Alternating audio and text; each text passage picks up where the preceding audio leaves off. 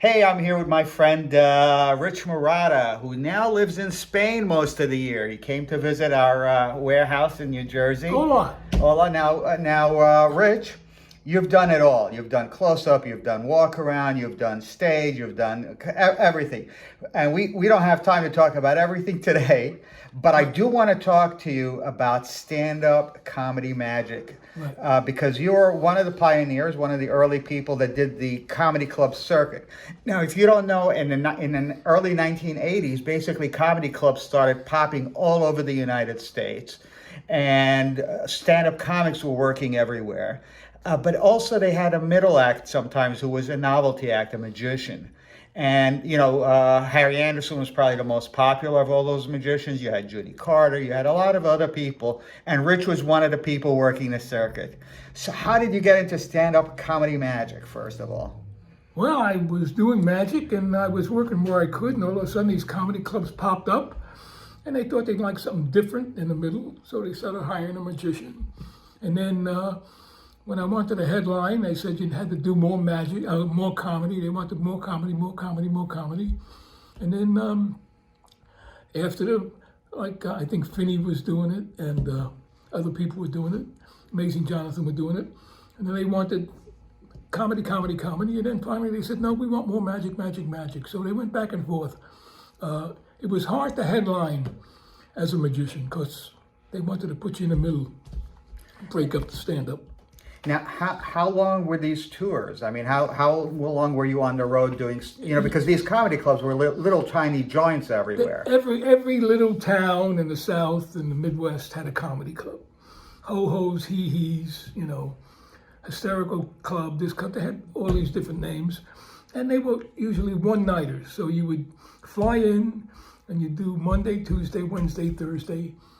And then Friday you'd work a weekend club, and then Sunday you'd do another one-nighter.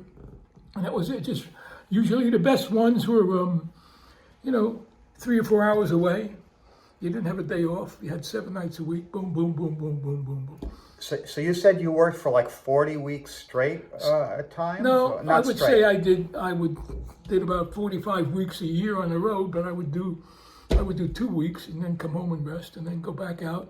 I do the South, then I do the Midwest, then I do the West, and then I do, you had like Florida, Georgia, South Carolina, then you had Kentucky, and around there, then you had Chicago and Cleveland. And who was booking all of these things? You had all different bookers. You had the Comedy Caravan in one place, and you had another guy in another, Yoda's in another. They had 4 or 5 different bookers who had their specific areas. And they pretty much worked together, trying to get it so that, if you were out on the road, you wanted to be working every day. Because if not, you were just sitting in your motel room. Right, spending money. Doing nothing and, going nuts. So how much money can you make, working 45 weeks a year at a comedy club in the 80s? Not enough. It's never enough. The money got to be pretty good, but don't forget, you still have your expenses. They're not flying you there, and then if you rent the car, you're gonna have a car. Sometimes, the story was that it used to be like I'd fly into Louisville, and the opening act would pick you up at the airport, and then he would drive you around to different places, and you didn't have to drive, and you'd be with him in the car, and he would practice his comedy on you all the time when he was driving. It's just funny, it's just funny, it's just funny, and then. That was it. Then he'd drive you back at the airport. When you were done, you'd go to the next place. The joke used to be, if you wanted to be the opening act on this tour, you had to send a booker an 8x10 of your car. Make sure that you could make it. Yeah, I heard a lot of times comedians got their gigs by being the driver of the headliner. Yeah. Well, I mean, you had to be useful if you could drive. Yeah, so they were, Now, it was were they paying for your hotel, or were you condos? Well, the smart guys bought a condo and put you up. And then sometimes they would just, if you're there for a night, they put you up in a hotel. They were used to coming in to be the comedians who come in. And then some of the places where you had a weekly club, the thing was to work the one-nighters and then go to a town that was bigger, like Louisville, that had a weekly club. Right. So you would do maybe 2 weeks of one-nighters, and then you'd end by doing a week at a club. And when you did a week, they always had you to co-op or something like that. Put you up. Now so a standard show was an opening act, which was usually a local comic. Then the middle act, which is sometimes 15 now, minutes. yeah, 15 minutes for the local guy usually, half hour for the middle, and you come up and do 45, 50. for the closing. Sometimes, which was better, they would have a guy, the opening act would come up at the end doing the drop the check, because you didn't really want to be up there on stage when they're dropping the check and they're looking at the check going, boy, this is a lot more expensive than I thought. So sometimes they had a guy come up at the end to thank everybody for coming and do this or that. All That's right. it. And that's when they would pass out the check. Those are the best. Those are the best. Now, did you actually love being on the road doing this, or was it just work? I loved the time I was on stage. Everything else I hated. Well, it's like most entertainers, yeah. No, you know, it's hard. You're traveling from place to place. I used to have to call down to the lobby and ask them what town I was in. But the good thing is, like, you know, you work in Florida. So one night you work in Gainesville as the Gators, and the next night you work in Tallahassee, you know, and they're the Seminoles. So, you know, you put down the Seminoles in Florida and the Gator thing, and then you just switch the jokes around. They all go, yeah. But, you know, it was great.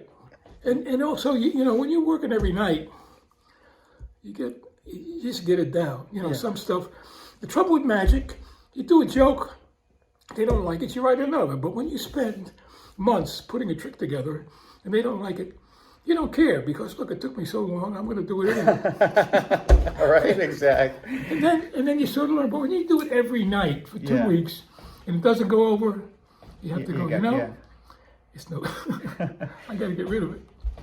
Now, it's funny because you think of where you lived. You lived in New York, you lived in LA, and now you live in Spain. 3 gigantic metropolises for close-up magic and card magic. And that's really your passion more than stand-up, you think?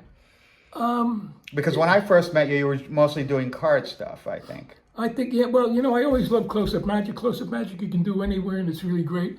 Stand-up is hard to do. You got a lot of conditions that aren't under your control. You can't really do. Now, did you make any lifelong friends while on the road? Yeah, lots of good people. And you worked with like many of the top comics who are now world famous, but back then were just comics. Yeah, a lot of people. Well, you know, you could just tell the people who were, you know, going to be moving along as stand-up comedians. Yeah, they had that spark, that star quality to them. Yeah, they were just, you know, they were funny. So who were your favorites to watch while you were performing, touring? Oh, boy. Like, you know, sometimes you're in the green room, but who would you come out and watch? Oh, I mean, you watch everybody. You watch them either because they're great or you watch them because they're just bad and you're laughing. You watch what they're doing, how they're doing it on stage. Drew Carey, I always liked. Sam Kinison, I always liked. I liked a lot of Elaine Boozler. Yeah, you always mentioned Roseanne Barr, too. You always thought she was hysterical. Well, I saw her when she was first starting out working the one-nighters, and she got no respect, but she was really tough and funny. Yeah. You could just tell that she was funny. The main thing, she was fearless. She'd do anything, say anything. You just think, you know, somebody this brave is going to... A couple of the female comics, Paula Poundstone, I thought was funny. Yeah. They didn't get a lot of respect because they were women, but they were really good. And now, how many years did you do this? When did you stop and why? I mean, the circuit, this comedy Well, what circuit. happened is in '92, and everything sort of collapsed. Yeah. All the comedy clubs closed, so I looked at my schedule. I couldn't make enough money on the road. There were maybe a third of the clubs were still going. So I was in New York and started doing trade shows and private events and things like that because the circuit had basically dried up. Yeah. Let's see, like Jonathan went to Vegas, right? But there weren't many places to work after that. Right. It just, well, I don't know why. Which is amazing. So it's like a 12-year cycle or 15-year cycle of a market that came into existence and then disappeared. Well, I remember when I got Showtime, and then I got Evening at the Improv. You got all of these shows that said, no reason to go to a comedy club. You can see the best comics right here. Well, that and started what killing happened. it. Yeah. And that started killing it, and there was too much work, and also there were too many. Yeah, there were tons of TV comedy shows on almost every day. So, well, that was the thing to do because it paid good money. Right. But then there was no more, so the clubs dried up. Yeah. And then when you do TV, it's over. Once you do that, you can't do it again. Yeah. Comedy clubs, you're doing the same act. Yeah. Every place you go. Once you do it on TV, now you got to come up with another 15 minutes. And, And now you're semi-retired. You're by country. What would that be? Half the year you're in New York, half the year you're in Spain. Yeah, that's right. When I was first starting off my, I used to be in New York, California. Yeah, my agent said if you're going to be in show business, you have to be bi something. So I decided to be bi-coastal. Yeah. Anyway, thanks for having our talk. Thanks for having me. And my buddy Rich.